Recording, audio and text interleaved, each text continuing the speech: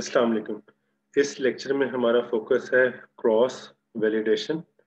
इसमें हम देखेंगे कि cross validation using scikit learn किस तरीके से इम्प्लीमेंट की जा सकती है। अगर आप इससे पहले जो आपने लेक्चर्स देखे हैं उसमें आपने ऑब्जर्व किया होगा कि हम अपने डाटा को टू पार्ट्स में डिवाइड करते थे, training and testing using train test split function. और ऑब्जेक्टिव ये होता था कि हम अपना मॉडल इस तरीके से एवेल्युएट करें अनसीन डाटा पे, टेस्ट डाटा पे, ताकि उसकी परफॉर्मेंस को एवेल्युएट किया जा सके। हम अपना जो मॉडल ट्रेन करते थे वो ट्रेनिंग डाटा को यूज करते थे और टेस्टिंग डाटा पे उसको एवेल्युएट करते थे ताकि उसकी परफॉर्मेंस को देखा जा सके वो कितना बेहतर परफॉर्म करता है। इस पीस ऑफ कोड में प्रीवियस लेक्चर सी को समराइज किया कि अभी हमने सिंथेटिक डाटा में एक ब्लॉक के थ्रू जनरेट करेंगे जो हम क्लासीफायर यूज करेंगे, that is logistic regression, and then using train test split अपने डाटा को टू पार्ट्स में डिवाइड करेंगे। तो यहाँ पे हमने सिंथेटिक डाटा जनरेट कर लिया, एक्स में हमारे पास इनपुट आ गया और वाई में हमारे पास उसके एक्चुअल लेबल्स आ गए। देन ट्रेन टेस्ट स्प्लिट को यूज करते हुए हमने अपने डाटा को टू पार्ट्स में डिवाइड कर लिया और हमारे पास ट्रेनिंग डाटा आ गया और टेस्टिंग डाटा आ गया। और देन हमने logistic regression dot fit call किया और ट्रेनिंग डाटा, इनपुट डाटा और उनके एक्चुअल लेबल्स पास किया और मॉडल ट्रेन करके उसकी एक्यूरेसी रिपोर्ट कर ली। ये था कन्वेंशनल वे उसको करने का। अब जब हम बात करते हैं क्रॉस वैलिडेशन की, तो क्रॉस वैलिडेशन में हमारा पर्पस क्या है? हम अपने मॉडल की या मशीन लर्निंग मॉडल को ज़्यादा बेहतर तरीके से एवेल्युएट कर सकें कि वो कितना जनरलाइज है। So cross validation is a statistical method to evaluate generalization performance in a more stable and thorough way than using a trained test split test set। कि ये ज़्यादा रिलायबल वे है मशीन लर्निंग मॉडल की generalization को evaluate करने का as compared to simple train test split. In cross validation हम क्या करते हैं? Instead of splitting the data into a training set and test set, data is split repeatedly and multiple models are trained। Next diagram आपसे मैं share करता हूँ तो उसको चीजें आपको ज्यादा क्लियर हो जाएंगी।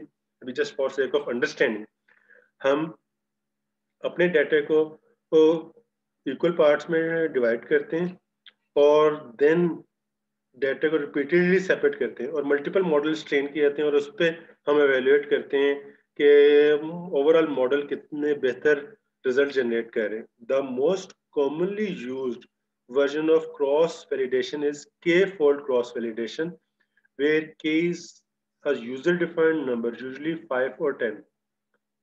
so आमतौर पे हम 5-fold या 10-fold cross validation की बात करते हैं कि हम अपने कंप्लीट डाटा को अगर 5-fold की बात करें तो 5 इक्वल पार्ट्स में डिवाइड कर देंगे, अगर हम 10-fold की बात करें तो 10 इक्वल पार्ट्स में डिवाइड कर देते हैं और देन वन बाय वन उसमें से एक पार्ट को टेस्टिंग के तौर पे ट्रीट करते हैं और बाकी जितने भी फोल्ड पार्ट्स हैं उनको ट्रेनिंग के लिए यूज किया जाता है और इस तरह one by one model train किया जाता है और हर एक पे उसकी एक्यूरेसी को एवेल्युएट किया जाता है।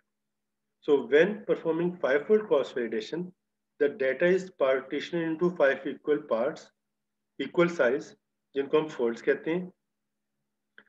Next a sequence of model is trained, then उसके बाद sequence of models is trained. कितने मॉडल्स ट्रेन होंगे? अगर 5-fold है तो 5 मॉडल्स ट्रेन होंगे, अगर 10-fold है तो 10 मॉडल्स ट्रेन होंगे। The first model is trained using first fold as a test set, क्योंकि आपके पास जो डाटा है वो 5-fold में डिवाइड हो चुका है, 5 पार्ट्स में डिवाइड हो चुका है।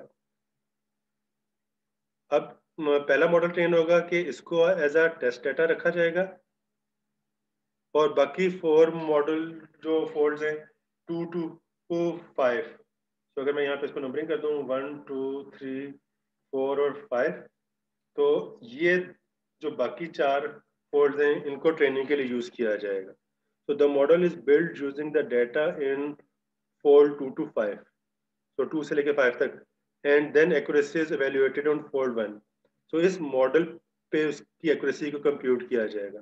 Then again another model is built. This time अब जब दोबारा मॉडल बिल्ड होगा तो इस पर्टिकुलर केस में ये वाला as a testing data treat होगा और बाकी जो सारे के सारा पार्ट्स होंगे उनको हम ट्रेनिंग के लिए कंसिडर करेंगे और उसकी बेस पे मॉडल को एवेल्युएट करेंगे। आप यहाँ से देखिए कि another model is built, this time fold 2 as the test set and the data in the fold 1, 3, 4 and 5 as the training set. बाकी ट्रेनिंग सेट के लिए होगा। सिमिलरली एक और थर्ड फोल्ड का जो डाटा है वो टेस्टिंग के लिए कंसिडर होगा और बाकी सारे फोल्ड्स ट्रेनिंग के लिए यूज होते हैं वन बाय वन। तो इस तरह हमारे पास 5 मॉडल्स आएंगे और 5 मॉडल्स की एक्यूरेसी को हम कंप्यूट करेंगे।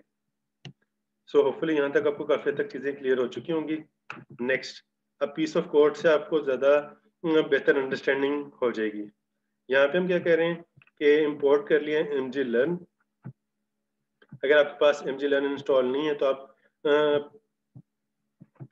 Pipe sign pip install mglearn करके इसको इंस्टॉल कर सकते हैं। तो इंपोर्ट कर लिया और ये एक डायग्राम है फॉर इलस्ट्रेशन पर्पस। इसको देखते हैं कि ये किस तरीके से काम कर रही है।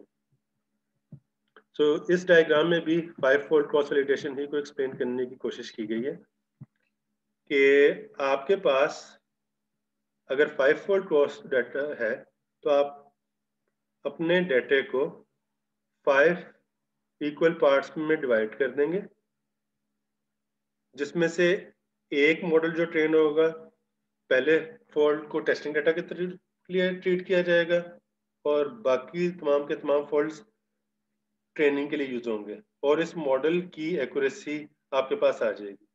सिमिलरली देन सेकंड फोल्ड को यूज किया जाएगा फॉर टेस्टिंग और बाकी जो फोल्ड होंगे उन पे ट्रेनिंग होगी। सिमिलरली ये थर्ड फोल्ड को नेक्स्ट मॉडल ट्रेन होगा और जो थर्ड फोल्ड पे जो डाटा सेट है उसको टेस्टिंग के लिए ट्रीट किया जाएगा और बाकी तमाम की तमाम फोल्ड पे ट्रेनिंग होगी। Then fourth and then fifth. इस तरह आपके पास हर फोल्ड के रिजल्ट्स हर डाटा सेट पे आपके पास रिजल्ट्स आते जाएंगे। तो नेक्स्ट कोड से आपको चीज़ें मजीद क्लियर हो जाती हैं। तो आप यहाँ पे ज़रा देखिए कि अगर आपने साइकिट लर्न में ये 5 फोल्ड या 10 फोल्ड क्रॉस वैलिडेशन परफॉर्म करना हो तो वो किस तरीके से होगा। सबसे पहले क्योंकि हम क्रॉस वैलिडेशन कर रहे हैं तो इसको हमने इंपोर्ट कर लिया cross underscore val underscore score को फ्रॉम मॉडल सिलेक्शन। जो डाटा सेट हम लोड कर रहे हैं for evaluation purpose that is iris data set और लॉजिस्टिक रिग्रेशन जो कि क्लासिफिकेशन एल्गोरिथम है, इसको हम यूज करेंगे। लोड आयरस से हमारे पास कंप्लीट डाटा आ गया आयरस में और हमने लॉजिस्टिक रिग्रेशन का ऑब्जेक्ट क्रिएट कर लिया। देन अब हम यहाँ पे देखिए क्योंकि हम 5 फोल्ड क्रॉस वैलिडेशन परफॉर्म करना चाह रहे हैं तो इस केस में cross underscore val underscore score में हमने क्लासिफायर पास कर दिया और देन हमने आयरस डॉट डाटा मीन्स तमाम के तमाम इनपुट फीचर्स वो पास कर दिए और आयरस डॉट टारगेट में एक्चुअल आंसर्स पास कर दिए। ये अब हमारे पास होगा कंप्लीट डाटा सेट और बाय डिफॉल्ट क्रॉस वैलिडेशन की वैल्यू 5 है तो कंप्लीट डाटा को 5 इक्वल पार्ट्स में डिवाइड कर दिया जाएगा और देन उसके बाद क्या किया जाएगा कि हर जब इसको टेस्टिंग के तौर पे लिया जा रहा होगा और बाकी तमाम के तमाम फोल्ड पे ट्रेनिंग की जा रही होगी तो मॉडल क्या करेगा, लॉजिस्टिक रिग्रेशन इस डाटा पे ट्रेन होगा और उस पर टेस्ट होगा और उसकी ये एक्यूरेसी आ रही। जब सेकंड फोल्ड को एज अ टेस्टिंग के तौर पे लिया जाएगा तो उसकी ये एक्यूरेसी आ रही है। जब थर्ड फोल्ड को एज अ टेस्टिंग डाटा लिया जा रहा होगा और बाकी फोल्ड्स को ये उसकी ये एक्यूरेसी आ रही है, फोर्थ पे ये आ रही है और 5 पे ये आ रही है। तो होपफुली आपको क्लियर हो चुका होगा कि किस तरीके से cross underscore val underscore score automatically data को 5 इक्वल पार्ट्स में डिवाइड करता है और one by one model train करना शुरू करता है। जितनी क्रॉस वैलिडेशन की वैल्यू है, सीवी की वैल्यू है, उतने ही one by one model train होते हैं और हर एक के लिहाज से आपके पास एक्यूरेसी ये आ जाती है। नेक्स्ट एग्जांपल में देखिए यहाँ पे हमारे पास सीवी की 3 वैल्यू ली गई है इट मीन्स कि कंप्लीट डाटा को 3 पार्ट्स में डिवाइड किया जाएगा और 1 बाय 1 फिर इसी तरीके से हर एक के लिहाज से मॉडल ट्रेन होगा और आपके पास रिजल्ट्स आते जाएंगे।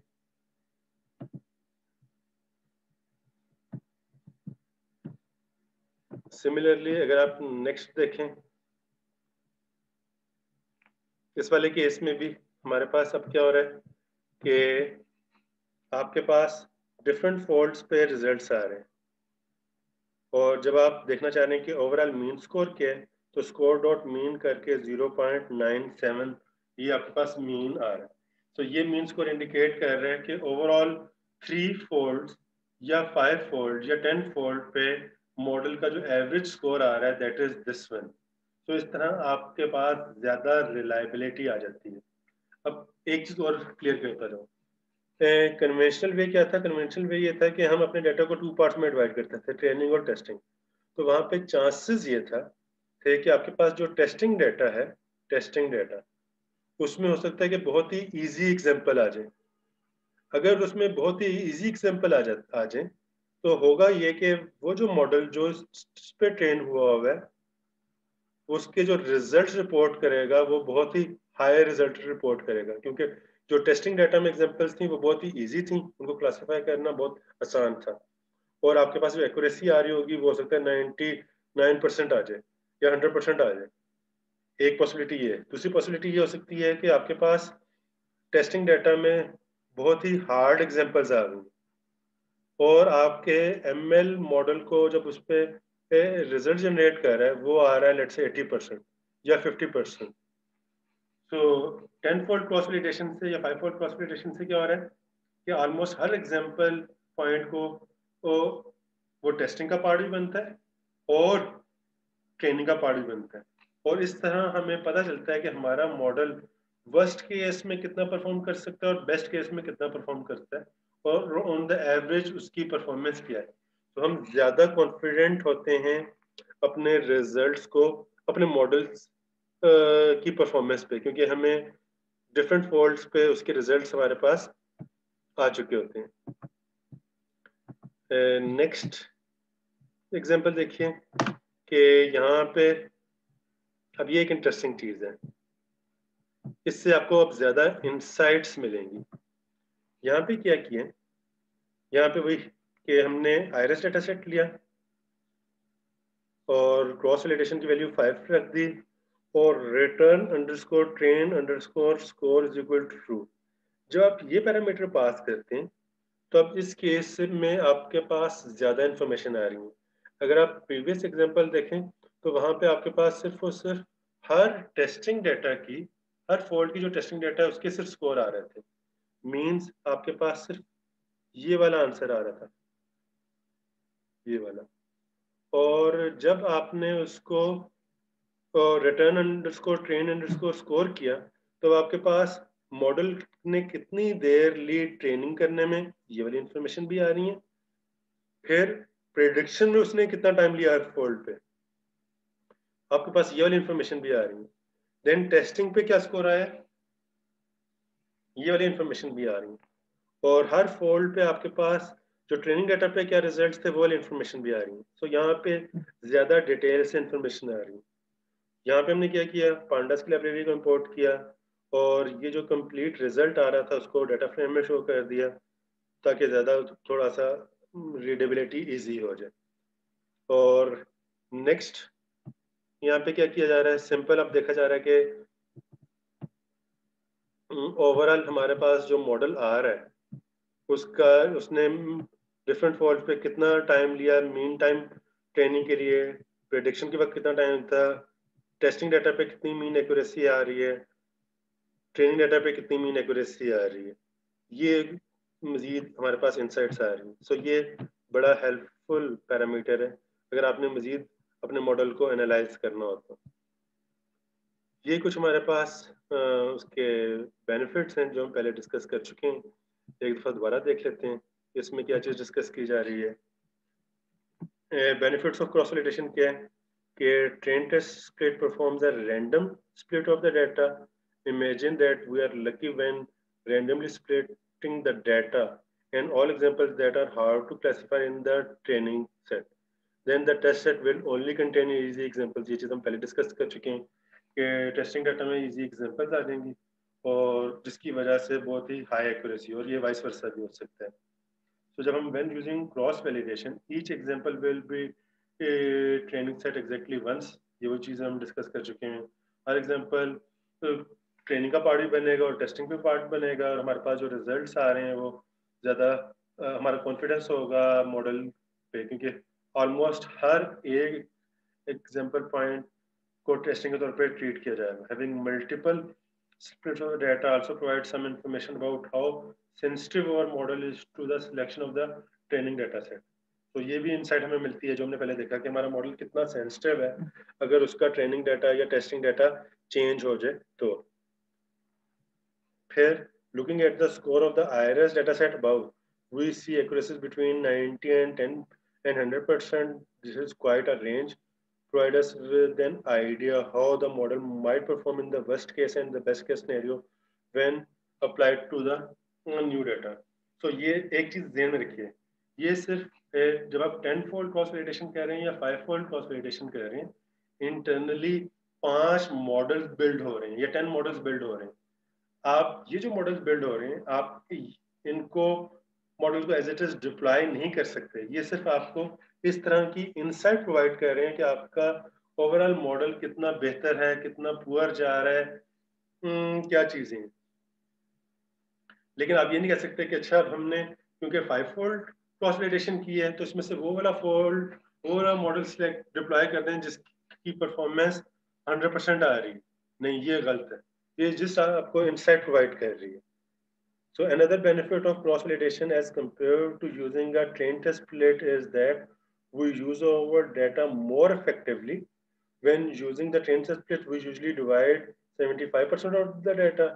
और जबकि इस केस में अगर आपके पास 5-fold है तो 80% आमतौर पे ट्रेनिंग डाटा के लिए यूज होता है और 20% टेस्टिंग के लिए. अगर 10-fold हो तो आपके पास 90% ट्रेनिंग के लिए यूज हो रहा है और होता है 10% टेस्टिंग के लिए यूज हो रहा होता है. सो लास्ट इसका जो डिसएडवांटेज क्या है कि इसकी जो कंप्यूटेशनल कॉस्ट है वो बहुत ज़्यादा हो जाती है क्योंकि आपको बार बार मॉडल ट्रेन करना है. अगर आपके पास 10-fold है तो 10 मॉडल्स ट्रेन होंगे और ये इम्पोर्टेंट बात. It is important to keep in mind that cross validation is not a way to build a model that can be applied to a new data. So ये जो model है, यहाँ से जो मॉडल्स आ रहे हैं, आप इन मॉडल्स को यूज करके नई प्रिडिक्शंस नहीं कर सकते या इनको मॉडल्स को डिप्लॉय नहीं कर सकते. Cross validation does not return a model. ये आपको कोई मॉडल रिटर्न नहीं करता, इससे पॉसिबल नहीं है. When calling cross validation score, multiple models are built internally and built, but the purpose of cross validation is only to evaluate how well a given algorithm will generalize when trained on a specific data set. So ये just आपकी वो understanding clear करने के लिए होता है. So यहाँ तक कोई क्वेश्चन हो, कोई कंफ्यूजन हो तो आप पूछ सकते हैं. Thank you. Allah Hafiz.